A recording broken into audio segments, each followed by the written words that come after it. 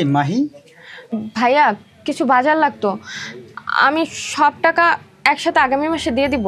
আরে তোকে কি নিষেধ করেছি? তোর যা লাগে নে, সমস্যা নেই তো। তুই যখন পারবি তখন আমাকে টাকা দে। ভাইয়া আমি সামনের মাসে অবশ্যই সব টাকা দিয়ে দিব। ওই, আমি কি দেখতে খারাপ?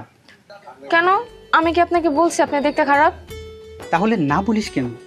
তোরে আমি সুখে রাখবো, কথা দিলাম। আপনি থামবেন নাকি আমি চলে যাব?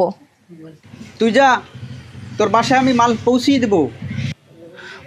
আর একটা কথা মনে রাখিস, আমি কিন্তু মানুষটা খারাপ না, বিএ পাশ করছি, পরের চাকরি ভালো লাগে না, তাই নিজে স্বাধীন ব্যবসা করি।